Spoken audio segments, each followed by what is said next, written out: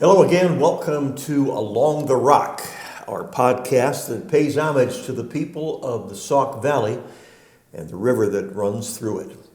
My name is Mark Morris. I'm your host, and my guests today are local authors, Chip Wells and Teresa Wells, husband and wife. And we'll be talking in the main about Chip's book, The Secret in the Old Truck, set in rural Illinois. We talked, of course, a little bit before we started recording, Chip, and this is a mystery, but it's not one of those horror mysteries. That's correct, yes. Yeah. First, welcome, and tell us about the book and where the idea came from. Well, thank you. I've been happily married to my wife for 45 years, and we've raised a large family out in the country, just outside of Amboy. We live 10 miles outside of Amboy, and as we drive in, every day we see a truck off to the side of the road along with rusted tractors and farm implements, etc. And my wife started to just kind of wonder what kind of stories a truck like that could tell in its lifetime. And it was the impetus for writing a story. It's a story that involves three different families who each in succession own the truck. Two of the families are from rural Illinois, farm communities, and one of them is from Chicago. And so the story weaves the tales of the truck along with other events over the course of about 35 years with these three different families. It includes events of the time, Vietnam, the farm crisis of the 80s, the first Gulf War. Those get woven into the story as well. And through circumstances and fate, a member of each of these three families meet in a field in 2004 in a rural road by this broken down truck.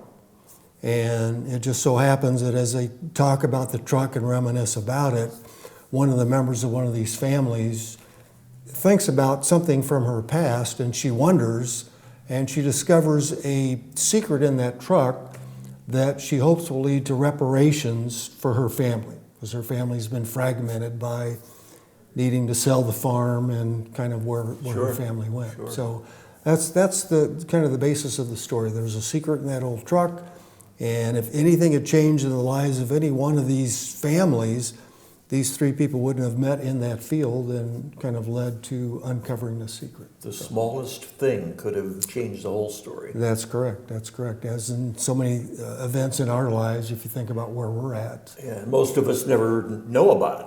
Things you'll never know about that because they didn't happen. kind of lead us to where we're at then. So yeah, so that's basically the story. All right. Happy ending? Very much so. Yes. I mean, all the stories that I've written about a dozen stories now, and it's important for me to have the stories make sense. But as I walk through them, to make sure they come to an ending that's rewarding, and that when somebody reads it, they get a feel good. They know it was worthwhile for them to have spent the time reading a story then. So, okay.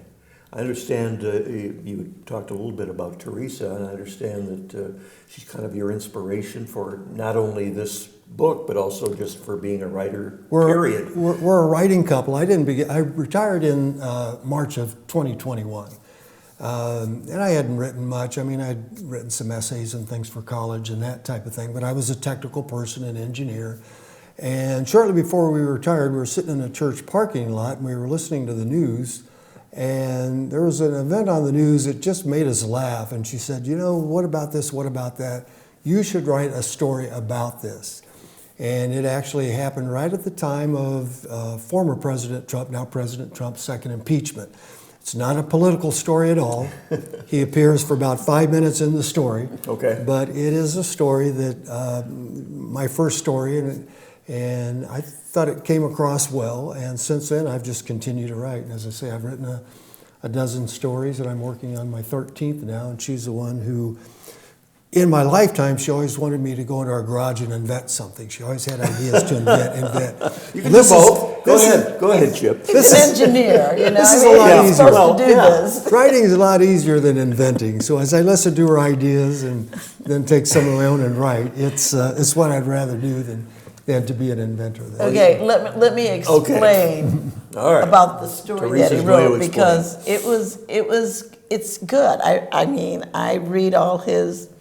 He's the grandfather, he tells grandkids all the stories, Sure. But I know he's a great storyteller. So the story was, as I was watching the impeachment and stuff, I said, honey, wouldn't it be funny if he had a black lawyer?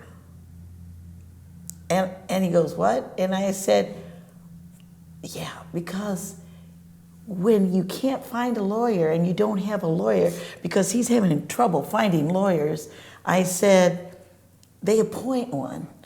And I said, so what about him appointing one? So this And turned it out does.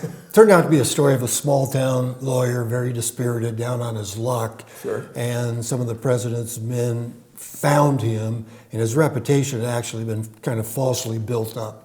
So he then agrees to come on board with his legal team, which is his part-time secretary, and they kind of work through the actual impeachment proceedings. But again, with his down on the luck type of life he had, it leads him back to reparations with his wife that he had divorced, et cetera. Then. So, and it's not political at all, though I do research and bring in elements of Washington and this types of things. Background. It's good background, They had a nice snowball fight in Washington, D.C. the night before the first, trial or whatever, first date, et cetera. So it was a fun story. And that was the first one. And then from there, I've just kept writing. So. Must be a little bit difficult anyway, at least from my perspective, to follow all those threads and have them consistent and make sense.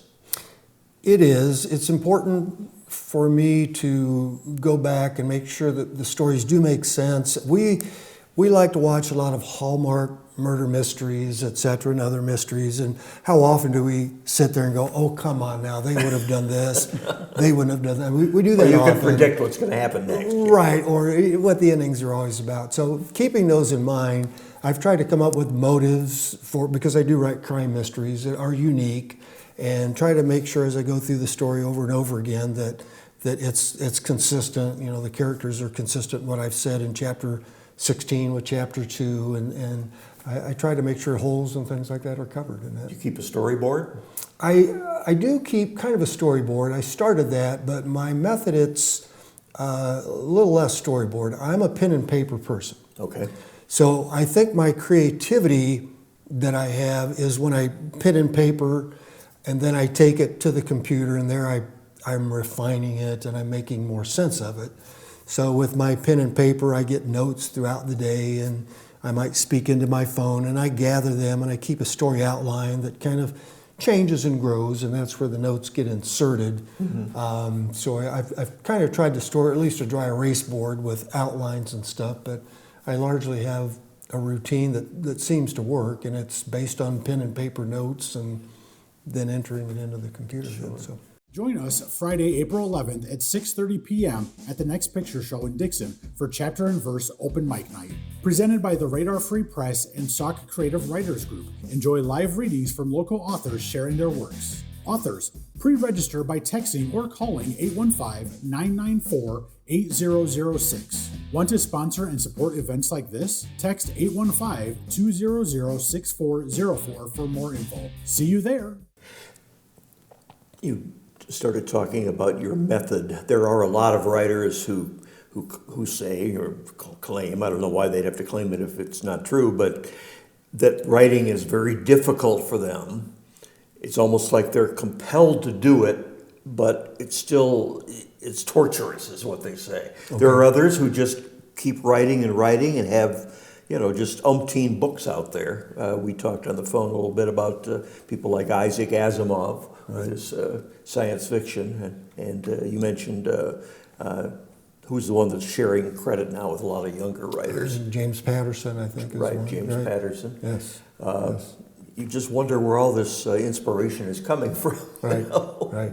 And whether or not they've started stories and said, okay, this isn't working, let me set that one aside. I mean, I've found that as I've began to write, I mean, I start with a kind of a broad idea, maybe a first chapter that has cute and has hooks in it, and then start to develop. But I've found confidence as a writer, and I'm not a published writer yet, and we'll talk about that in a minute. But as I begin a story and continue it, I have a confidence now that I'm going to be able to keep putting it together and add parts. And so I don't look too far ahead sometimes in the story, because I'm working on the next 2, 3, or 4 chapters, and I just have a confidence that it's going to lead to the next several chapters and ultimately to a good ending. So that's just kind of what I have found. His mind never stops. Never stops. He runs out of the shower to write down the next chapter. Do you talk in your sleep? That I don't do that. No. Another routine that was really important in a story I wrote about a Hawaiian mystery was last winter. I get up in the morning. The dogs sleep in the basement. I'll take them out for a walk, and as I'm walking the dogs down the road and back, maybe for 45 minutes, ideas for the story I'm working on were really coming to me. So I'd bring them back in the basement, and I would jot them down on a notebook. Sure. And that really helped to just keep the story moving that way. That was a mode, and I'm kind of in that again with this story, where I walk the dogs and I think about the story I'm working on, and then I capture ideas. A little too cold some mornings to pull your phone out and talk to it, but not always. Or otherwise, I just come back and jot them down in the basement then. So it's a different routines, I guess, people have. Yeah. So. Well, yeah, everybody has their own individual way of doing things. And Right. you sometimes wish, if you're writing, that I wish it would come as easy as it does for Mr. Asimov or some of the others, but it doesn't. I don't think it has to be painful for anybody, really, unless Correct. But maybe there are some other mental problems that enter into it. You do have to be open. My stories, I've always shared them with my wife first, and she's given me valuable feedback. The last 3 or 4 stories, I've searched out and found beta readers. So basically a couple of people, some that I know, some that I don't, but that I wanted them to read and give me honest feedback and critique of the story. And that's been invaluable. I hope to continue to do that. In one of my stories, actually in this story, in The Secret of the Old Truck, one of the gentlemen liked the story, but he thought that the reparation between the father and the son came about too abruptly. And it caused me to add a chapter in between the chapter where they met for brunch and the chapter where they get back together at the comedy club, to add a chapter where the son and the father work on an air conditioning system. Okay. And it really helped to kind of move that forward. More realistic, yeah. Right. My wife had pointed out in the last story that I had written, where at the end I had some surprises. This was called the story of Lake Hawthorne, a Lake Hawthorne mystery. But one of the characters in the end that I had kind of done a little twist and turn with, she didn't feel that character was represented enough throughout the story. So I went back through 3 or 4 chapters and made sure that I put more content of this character in there, so that she was just more known to the reader when a little flip and a turn at the end of the story came about. So very valuable. You have to be open to it. My wife and I both started to go to some writers group meetings in both Sterling and in Dixon.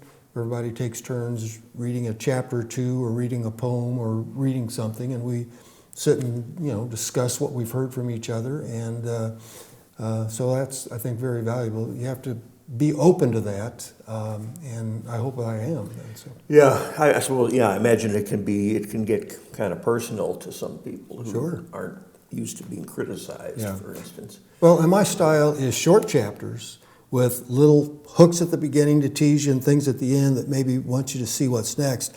And sometimes people, when I read those short chapters, 1 or 2, they're going, well, but what about this? But shouldn't she have said that? But shouldn't she have checked this? And I go, just wait. I mean, maybe you're right, but hopefully in the next chapter, because the 2 or 3 page chapters where I try to move, quickly through it and then introduce things as I go. It's kind of my style then. So. All right.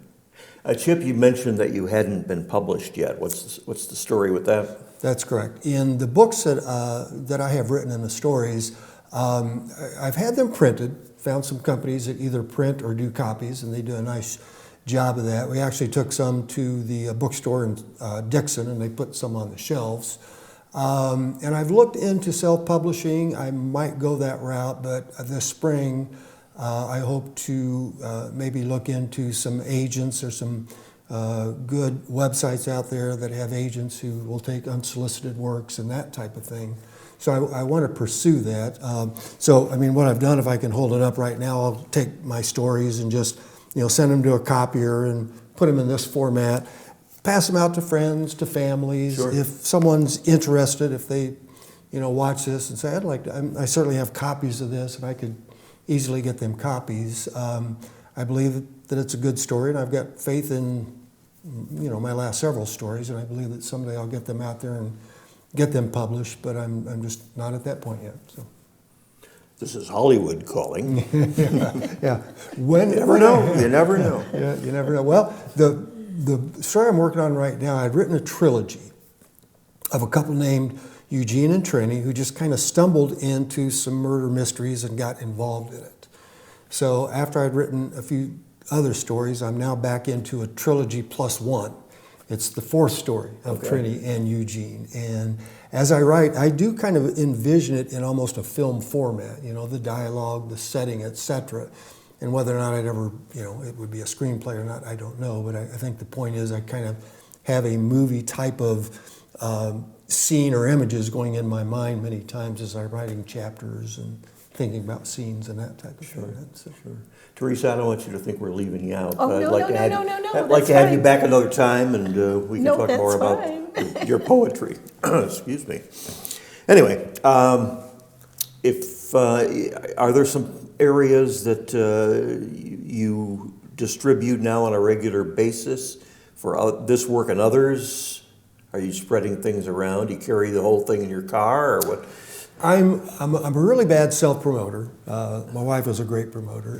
That's why for me to kind of step out and do this, it's maybe an important step just to let people know. My goal, really, and I've just passed them out to some people that are interested, and mainly she gets people interested, is to have maybe a local readership following of some type, where people would read the stories and be satisfied that their time was well spent, and maybe that could then grow into some credibility as I work to maybe find an agent or someone who would, work with me to publish a book. Now I know self-publishing is something I could also do, and there's a small to medium investment in that. I haven't discounted that. I've begun to look at that. But right now, just printing them out and passing them out, and that's kind of my loose format, I guess you would say. So Sure. Yeah. Okay. Well, thank you guys for coming up. I really appreciate it. Okay. And, very nice talking to you. Yes. It's great to hear this creativity coming from all over the Rock River Valley. So. Indeedy. He does a lot of research on his material. Yeah, it sounds like it. A lot of it. Sounds like it. He had a woodworker that he's explaining in detail the woodwork that he creates, and I'm thinking, how do you know about woodwork? Yeah. Read a lot of books. Yeah. Yeah. So yeah, thank you for having us. And as I say, I'm going to continue to write and try to stir up that interest locally among people. Perhaps get your name maybe out there locally, and then from there kind of see where it goes. So I'll continue to write. So Appreciate it. thank you very much. Okay, I'd like to thank Chip and Teresa Wells, and they're from the, as they mentioned at the outset, from the Amboy Maytown area. And I'd also like to thank our entire crew here for making this program possible on a regular basis. I'm Mark Morris. Hope you can join us next time along the Rock.